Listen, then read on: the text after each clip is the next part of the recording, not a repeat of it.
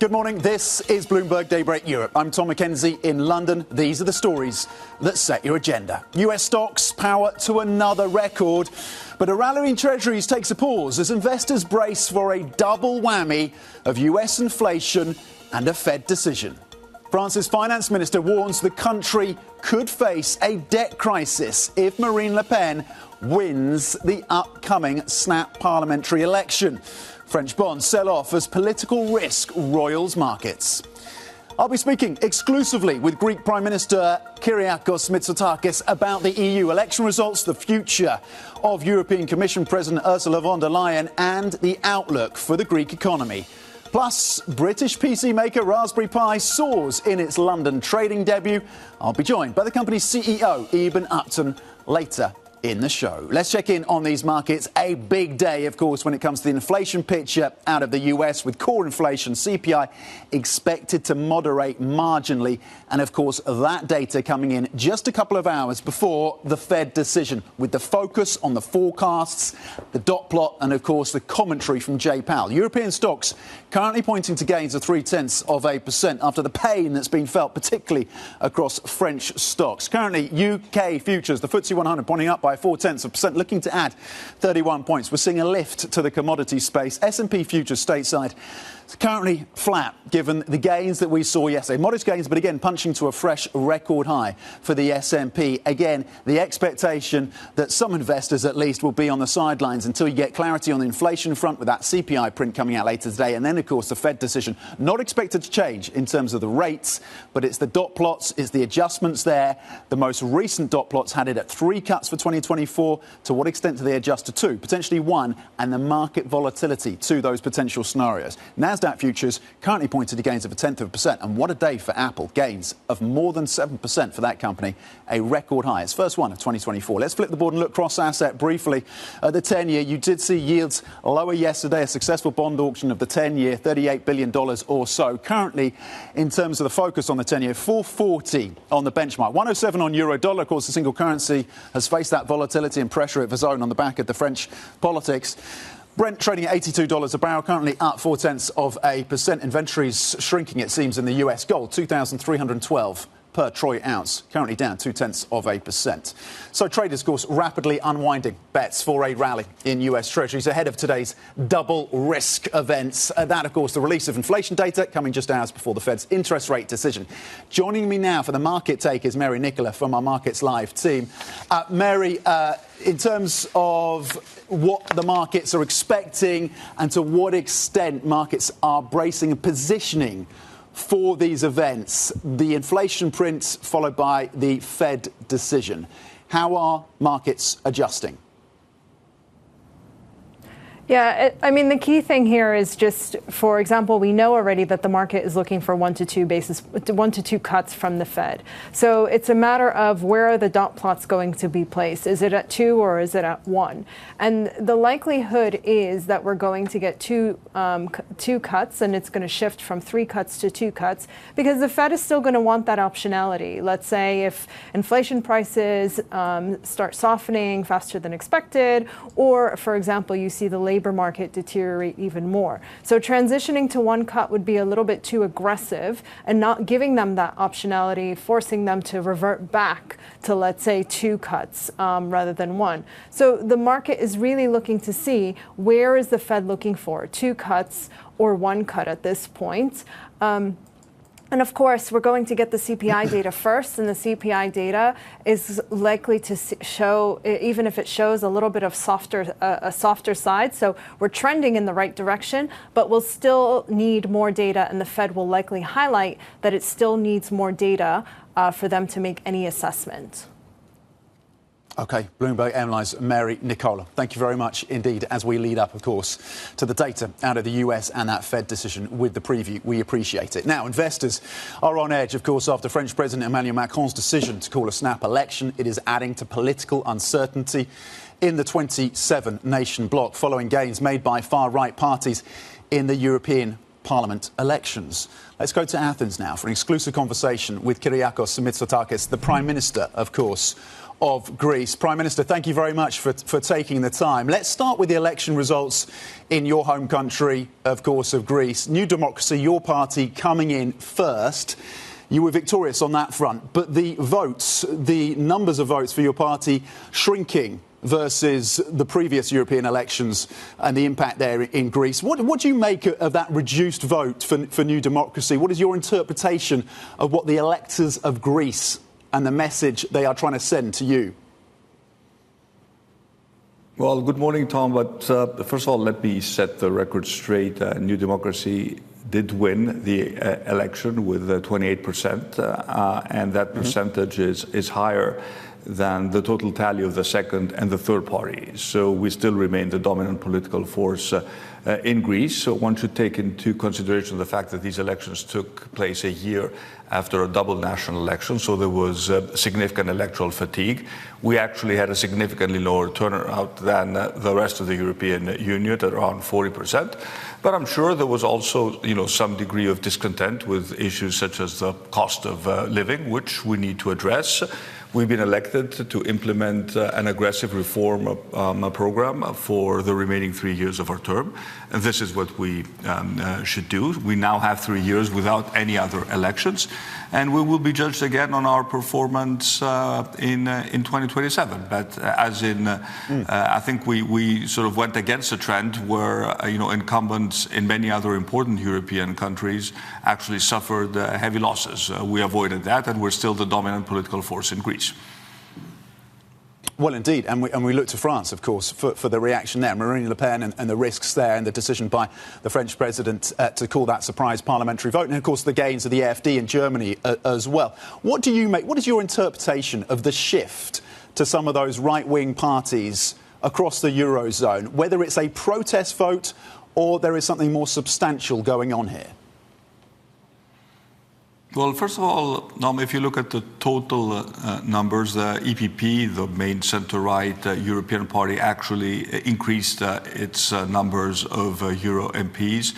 And the main sort of coalition between the EPP, the Socialists and the Liberals that has essentially governed Europe over the past decades remains the dominant coalition in the European Parliament. So I would argue that the European centre held, maybe stronger than many people expected, and that this right-wing surge did actually take place in the two most important countries in Europe, but not across the entire continent. So I think there is maybe some degree of over-exaggeration about this right-wing shift of the European sort of continent as a whole. If you look at the numbers in the European Parliament, I think the important decisions will continue to be made by the three political families. And of course, nothing, I need to point out, nothing can happen without the EPP, which essentially has sort of a blocking minority now in the European Parliament. So I think all in all, the results were probably slightly better than many people expected, and I do think that there is a momentum to drive through important changes in Europe for the next 5 years. What do you make? What did you make of that surprise decision by the French President Macron to call that parliamentary vote? It took many by surprise. Is that a decision that you think stacks up? What did you make of ultimately that take by the French president, an attempt, it seems, to see off this far-right threat in France? Well, Tom, I have lots of respect for President Macron. We've worked very well together, at the European Council. We have a strong strategic partnership with France. So I think it would be rather inappropriate for me to comment about, domestic political developments in France. What I care about is to make sure that the French voice is heard loud and clear at the European Council table, and that France remains a pro-European force. For example, with President Macron, we agree on issues such as the need to strengthen European defense. As you probably are aware, I've been a big proponent of the idea of coming up with a flagship European defense project. It could be a European missile defense initiative that could be funded through joint European borrowing, and France has been a supporter of these types of initiatives. So, I look at who represents France at the European Council, and President Macron will continue to do that. But again, when it comes to domestic political developments in France, it's probably not very appropriate appropriate for me to comment on those. No, and understood completely on that front. I guess the challenge from some would be that you could end up with a prime minister from the National Front or the National Rally, Marine Le Pen's party, alongside, of course, Macron as president, and that could challenge that pro-European stance of France. We've had the finance minister Le Maire suggesting that there could be a debt crisis in France. He's put that on the table. Is France now a source of political risk now in the Eurozone? Again, this is, it's up to the French people to decide and up to the markets to assess, the risk of the French debt. I sort of focus much more on the progress that Greece has made. I can tell you I'm very happy that Greece is no longer a source of concern when it comes to the Eurozone. Our economy has been significantly overperforming the rest of the Eurozone. Our debt is on a downward track. And, this coming from a country that has been for a long, long time the sort of bête noire of the Eurozone signifies significant progress on my front. So let's keep it at that when it comes to comments about what's happening in France. Okay, you touched on the EPP, and you've long been a supporter of Ursula von der Leyen. Is her position locked in? You suggested yesterday that it might be. If she was to reach out to Meloni and her grouping of far-right parties, would you still have that support for Ursula von der Leyen? What do you make of her position right now? I am absolutely convinced that Ursula von der Leyen is going to continue as Commission President. She is our Spitzenkandidat. We are by far the largest political family, and I think she will have the overwhelming, if not unanimous, support of the European Council, and she will manage to obtain a majority at the European Parliament. Again, the founding sort of coalition will need to be the three political families that have essentially dominated the political center, the center right, the center, and the center left. Again, if there are parties or governments that want to support her candidacy, I mean, they're most welcome to do so, but there will be no formal negotiation with other political families to the right of the EPP. So I consider Ursula von der Leyen a given. I'm very happy about that. I was one of the first to actually sign her letter of support when she presented her candidacy. And I think it is good for the European Commission to have continuity at the level of the President of the European Executive. And look, you talked about your support for Ukraine. You reiterated that in March, and you talked about working with France on that front. In terms of next steps, you've ruled out sending some of the missile defence systems. You need them, the Patriot missiles, for your own defence, the defence of Greece, and that's understood. In terms of further measures, would you work with France, for example, in sending Mirage fighter jets to Ukraine? Could that be an option?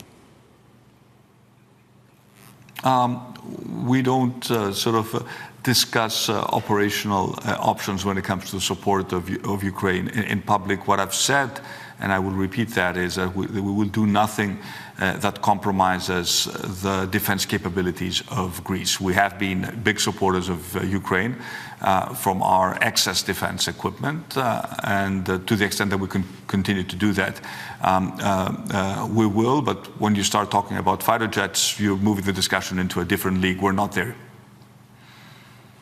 Okay. The economy of Greece, as you pointed out, outperforming many of its Eurozone partners. That strength has come through, clearly. There would be some who would point to the fact that there is still a lot of reliance on funding from the EU. I believe it's correct to say that Greece is the biggest recipient of EU funds. Is Greece overly reliant? Is the recovery in Greece and the economy of Greece and that recovery overly reliant on those funds from the EU? Well, first of all, it is important that a country such as Greece receives support from the European Union, and I'm very happy about the performance of the Recovery and Resilience Fund. I think we've made good use of these funds to drive productive investment in the green transition, in the digital transition, in skills training, in public health. These are important European contributions. So I do think that when we actually assess the impact of the Recovery and Resilience Facility, we will reach the conclusion that it was a very, very successful measure. But I would argue that the Greek economy is well diversified, able to generate significant growth by encouraging significant private investment. So this is not just about European money. This is about investment across the board, from tourism to renewable energy, where we're now one of the largest producers of electricity from wind and solar in the world, to logistics, to infrastructure, to high tech, where Greece is developing a booming ecosystem of high-tech companies. So I'm happy about the fact that this is no longer an economy that is completely reliant on tourism, but a well-diversified, growing economy. Still very largely dependent on tourism, on shipping. Does the economic model of Greece need to change, Prime Minister? Well, what we've actually said is that we need to drive more investment in productivity, in research and development, and make sure that the growth that we deliver is sustainable, is environmentally friendly. For example, all the investment that we encourage in tourism now is driven by sustainability. We cannot afford to impact our wonderful country in the search of growth. So in that respect, many of the fundamental reforms that we're implementing, from justice reform to issues addressing, our active labor market policies, actually try to change the mix of the Greek economy and to make sure that we adjust it to a much more challenging world. And this is essentially the challenge of our second term. And it's not just about the headline growth numbers. It's about bringing down unemployment. It's about rising wages. These are the big bets. These are the things that people will actually notice, because the macro growth number doesn't tell the whole story unless real wages rise and unless unemployment comes down. Okay. Prime Minister, we really appreciate your time this morning. Kyriakos Mitsotakis, of course, the Prime Minister of Greece, speaking to us exclusively from Athens. Coming up, we're going to be speaking to the CEO of CoreWeave, a really exciting company in terms of the AI data center space, having raised $12 billion just in the last 12 months. The CEO speaking to me in the next couple of minutes. Stay with us. This is Bloomberg.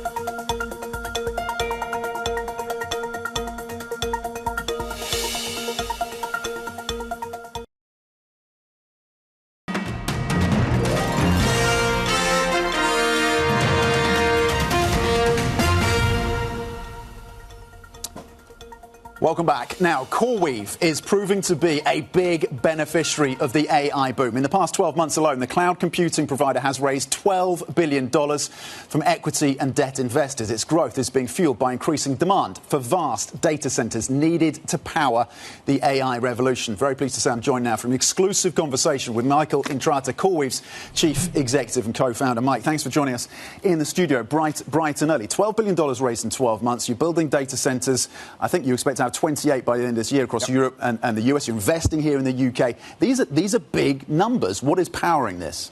Yeah, so first of all, thank you very much for having me. Appreciate the opportunity to speak with your audience.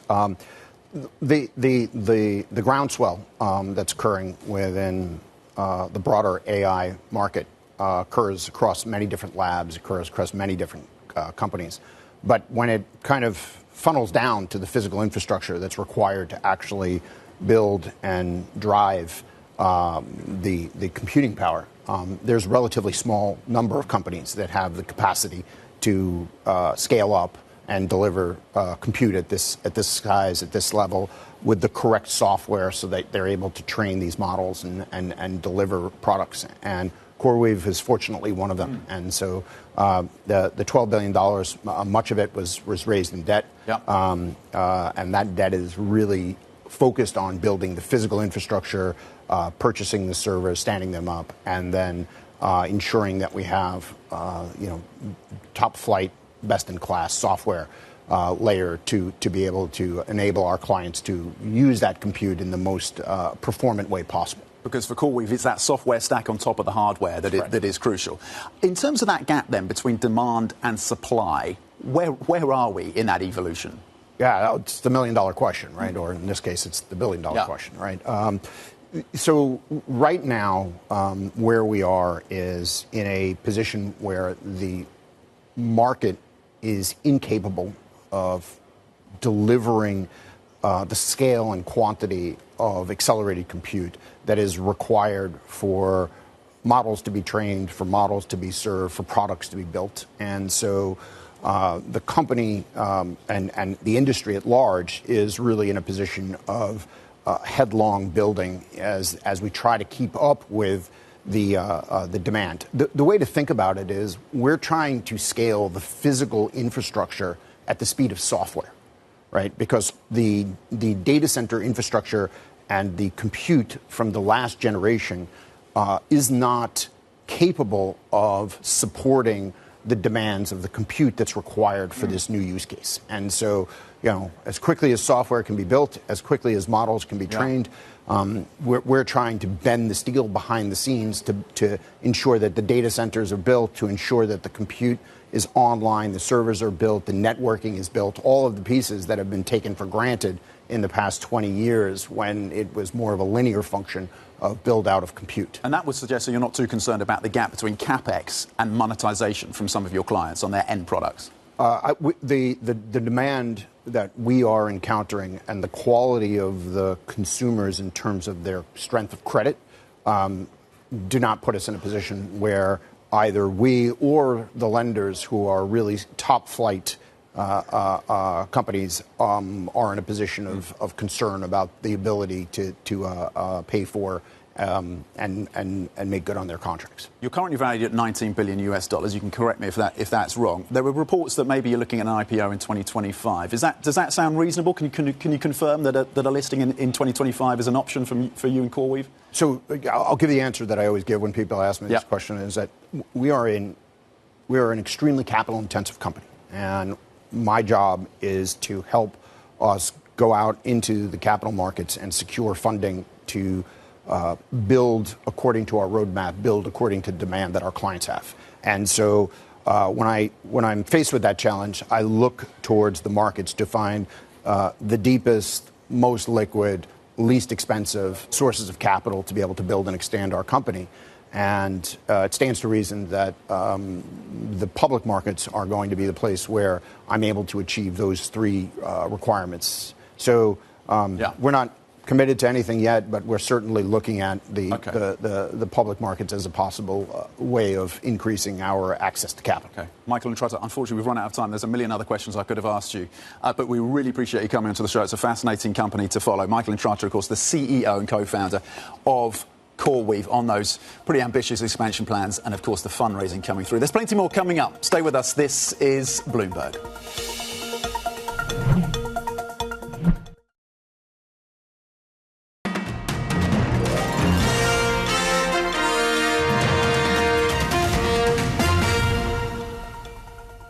Welcome back. Let's bring you some other stories making the news this Wednesday. Bloomberg learning that the Biden administration is considering further restrictions on China's access to chip technology used for AI. We are told that Washington may move to limit Beijing's ability to use cutting-edge chip architecture known as Gate-All-Around, or GAA. Apple shares rose to a record after it announced long-awaited new AI offers, overtaking Nvidia as the second most valuable company in the world again. Apple shares jumped more than 7% to just over $207, marking their first record high of the year.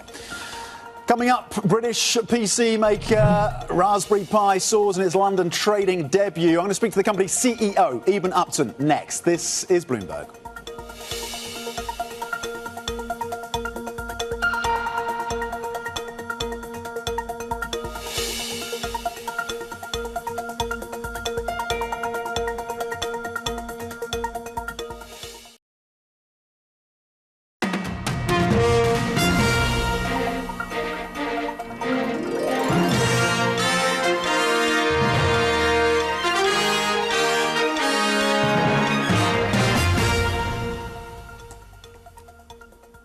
Good morning. This is Bloomberg Daybreak Europe. I'm Tom Mackenzie in London. These are the stories that set your agenda.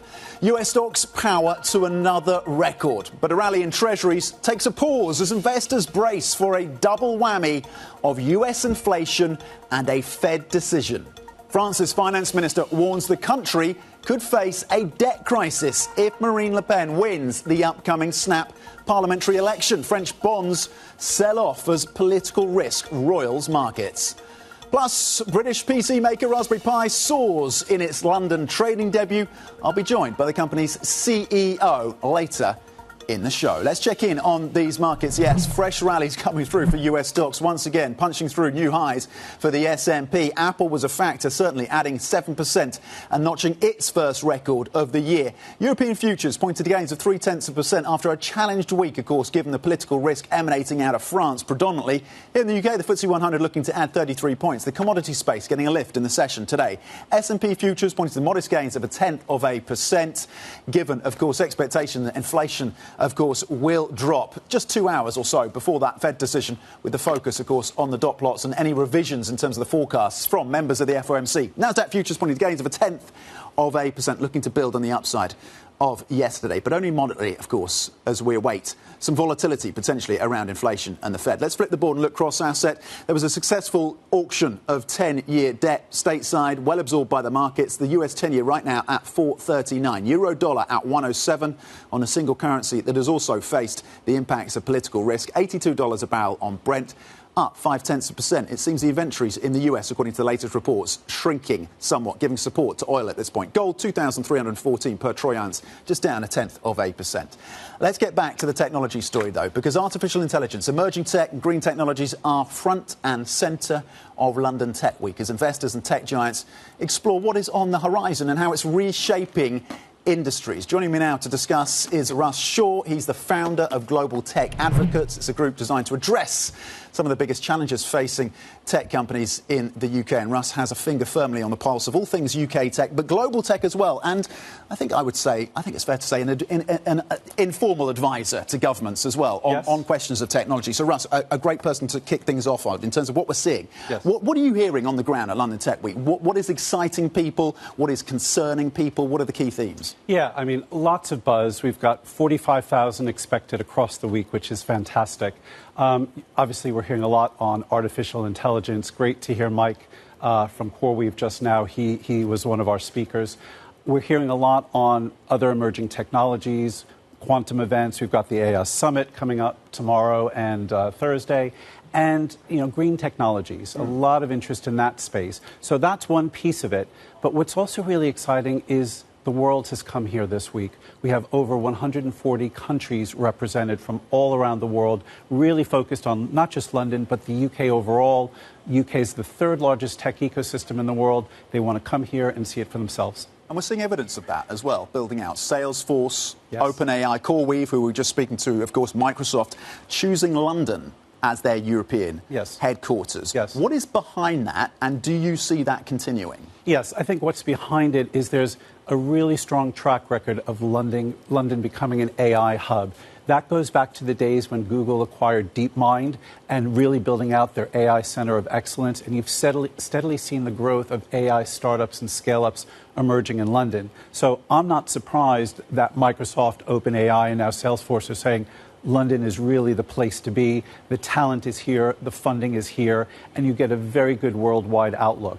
In terms of what's going forward, I think there's a lot of enthusiasm, maybe a little bit of hype. We have to be careful not to overhype this, but the fundamentals and the foundation for London being a global AI hub are very sound. On the question of hype, any concerns from anyone you're speaking to about the AI hype, and particularly the fund flows crowding out other parts of this ecosystem? Yes, I think, the joke is around the week is every company is saying they're an AI company. So we have to be careful. We have to make sure that the diligence is happening. Money is going into many of these companies. But I would say that's not to the detriment of areas like fintech, which continues to do well. And London is the #1 city for green finance. Climate tech investment is still very strong.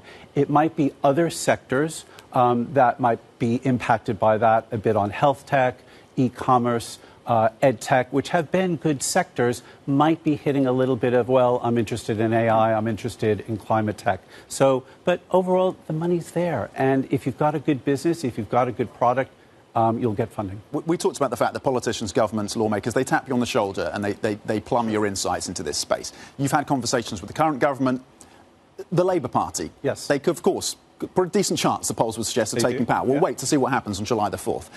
If the Labour Party do get in, if Keir Starmer is the next Prime Minister, how convinced are you that party, that a government of Keir Starmer would be as supportive for this ecosystem? Any concerns on that front? No. All of the conversations I've had, and I've been having them for many months, are focused on a fair degree of continuity.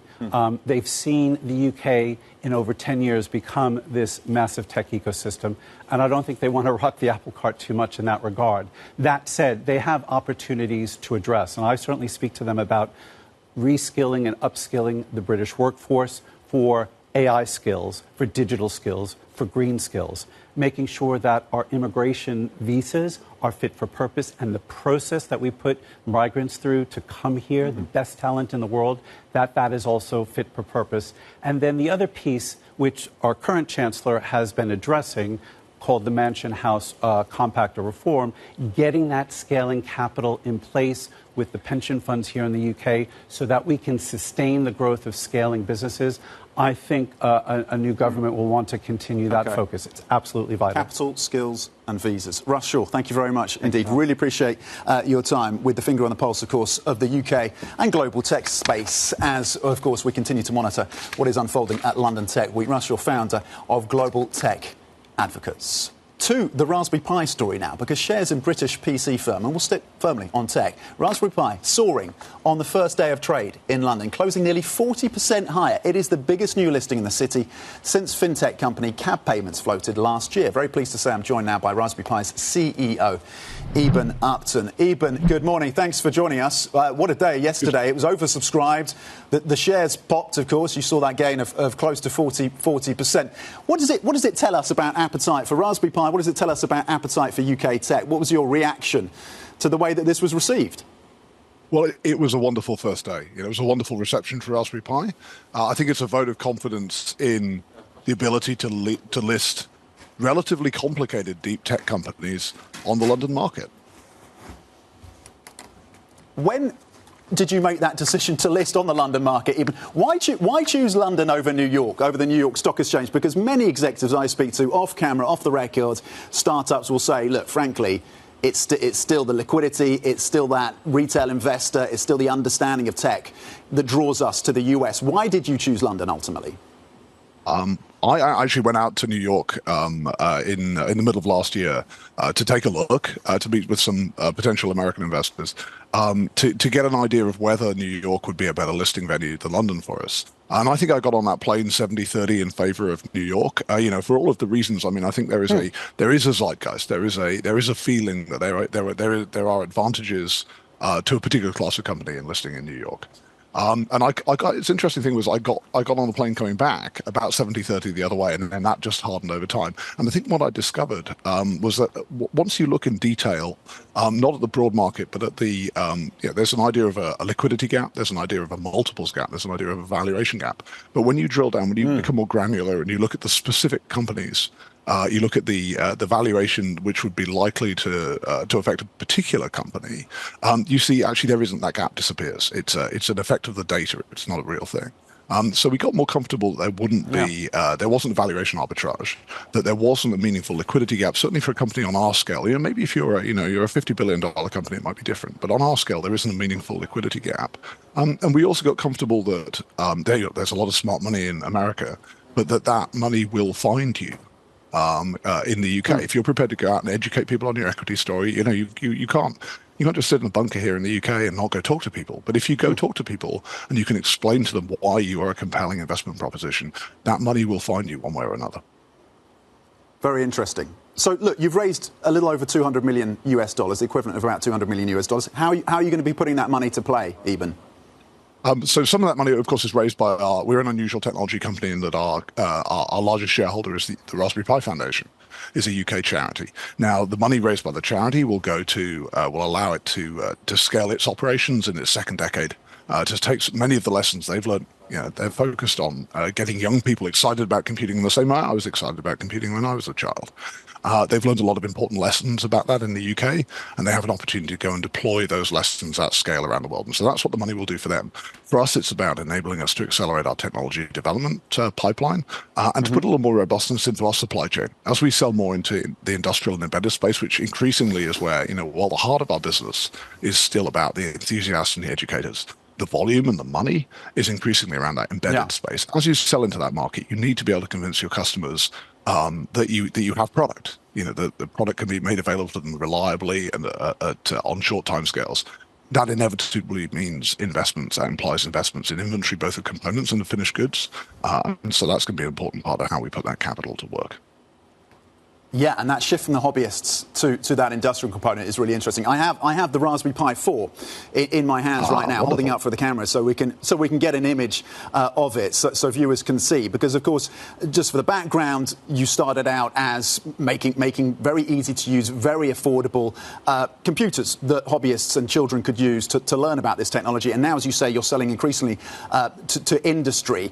You've outlined plans to sell maybe 8.4 million units this year, up 1 million from last year. What is the AI demand looking like? You can run Llama 3 models on one of your Raspberry Pis, Eben. You can't run ChatGPT, but you can run Llama 3.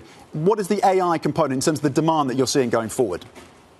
A lot of the applications, a lot of the industrial and embedded edge applications for Raspberry Pi computers are and have been for a long time in one way or another AI related, effectively, being out in the world, looking at data that's coming from your environment and classifying that data and making decisions. That's what AI is. Now, what we've always tried to do with the Raspberry Pi platform, with successive generations of the Raspberry Pi platform, is to put enough performance into the design that the majority of AI workloads, as you say, will run natively, like some of these lower end Llama models will run natively on the platform. And where we have for that small number of use cases which require vastly larger performance, the goal is to be the best possible embedded host for third-party accelerators. Last week we actually launched a product called the AI Kit, which adds a 13 trillion operation per second accelerator to the top of a Raspberry Pi 5. So you can clip it onto the top of a Raspberry Pi 5. If you've got one of those super intensive work use cases that requires this huge amount of arithmetic performance, then that becomes the most cost-effective way to address it in an embedded environment.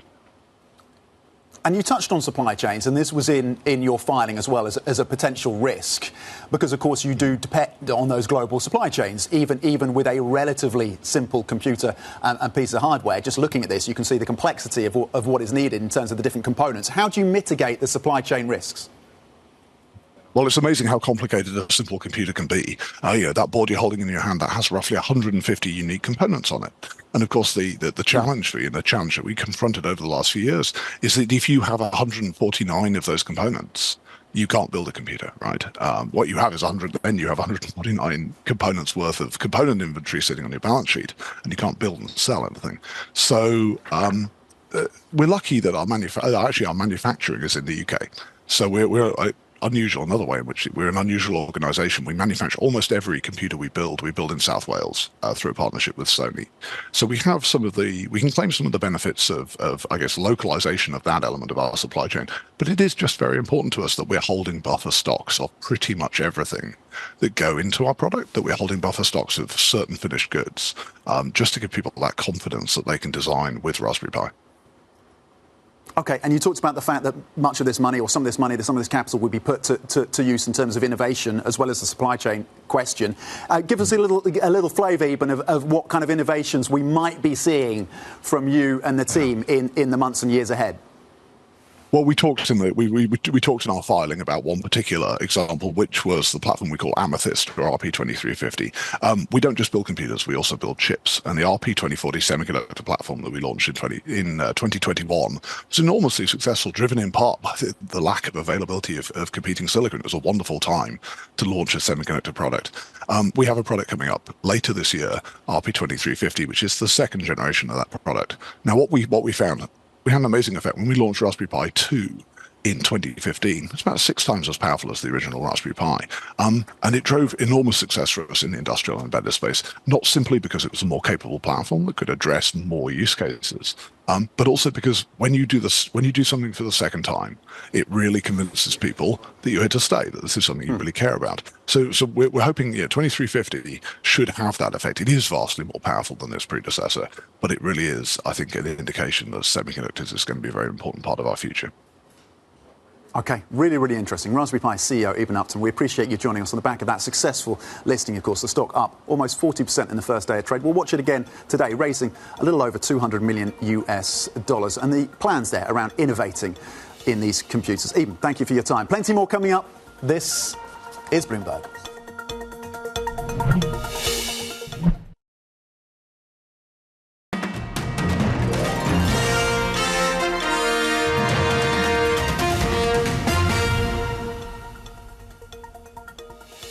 Welcome back. Now, traders are rapidly unwinding bets for a rally in US Treasuries ahead of today's double header. Of course, the latest CPI print followed by the Fed's rate decision. Let's get the analysis now and bring in Charlotte Mueller, Chief Economist for Europe at Swiss Re. Charlotte, thanks for joining us in the studio. You have a base case. The focus is, we know the decision they're going to hold. That's widely expected. It's the focus on the dot plot. It's the focus on the forecasts. And your base case is they revise the dot plot from 3 that they had in March to 2. But you also say there's an underappreciated risk that they move from 3 to 1. Just explain that thinking. Yeah. So the base case is that they moved the dot plot from 3 to 2 for this year. But I think the underappreciated risk is they go to 1 dot plot. And why is that? That would be because of more stubborn inflation, as we've also seen in the data, and then also the rest of the governing committee being more cautious. So that would be the key risk, I think, to watch for markets. The other key thing would be economic projections, where they might also revise up the unemployment rate and also down the GDP growth forecast. And a lot of that, of course, and we know that there's potentially members of the FOMC who will not be putting their dot plots down until after the inflation print of today, to your point. Given what we know at this stage, though, how do you see the rate cycle unfolding through this year and into 2025? So we have 1 to 2 rate cuts penciled in for this year. The Fed could start earliest in September. The key indicator to look is inflation. And then the extent of the rate cuts will be determined by labor markets and how the overall economy is going. What I would say, though, is generally it will be a very cautious easing cycle. So policy rates are still in restrictive territory. Central banks are dialing back interest rates from less to be less restrictive, but it's still overall restrictive. And what is your current projection around when inflation in the US gets to that 2% target, and how dependent that is on seeing a softening within services, that part of the inflation basket? Is that for you where the lens is right now? Yeah, absolutely. So services inflation is the key signpost to watch. When it comes to core PCE, which is the Fed's preferred gauge, we would say the target probably we reach that more next year. The question is, can inflation come down to target on a sustainable basis? And there, of course, what we're looking out for is the labor market. So if you want to solve inflation sustainably, you need to also address wage inflation. And that's an issue in Europe and also the US. Well, let's go to Europe then. And the reaction, the market reaction, pronounced, of course, around the political risk coming out of France. The finance minister of France, Bruno Le Maire, suggesting that France could potentially face a debt crisis. Is that something that markets and investors should start to take seriously now, a potential debt crisis in France? So it certainly is a key risk to watch. I think, though, there are some steps to go before we could get to that step. First of all, with France now calling the legislative elections, there are 2 rounds. So to go to this scenario of a debt crisis, where you would get then potentially there the far right gaining seats, you have 2 rounds to go forward. And that can penalize potentially those more far right or more extreme parties. So it's not clear that they would get the majority in any case. Then later, and I think even if we did have the adverse scenario where the far right did get the majority, the question is, would Le Pen play the Liz Truss playbook or the Meloni playbook? And there, if her eye is to get, the next presidential election in 2027, maybe she wants to play more the Meloni playbook. OK. Charlotte Mueller, really appreciate it. Of course, Chief Economist for Europe from Swiss Re, on the views around the Fed and how to think about the adjustments we may get from the FOMC later today, the inflation trajectory and, of course, the fiscal risks in France. Charlotte, thank you very much indeed for the analysis, for joining us, of course, this Wednesday, a very, very important day across all of those subjects. There's plenty more coming up. We'll do a bit more of the deep dive in terms of the inflation picture in China. You may ask, what inflation? Because particularly at the factory gate, prices continue to drop. We'll also check in on the market reaction around Apple. What a big day for that company yesterday. Stay with us. This is Bloomberg.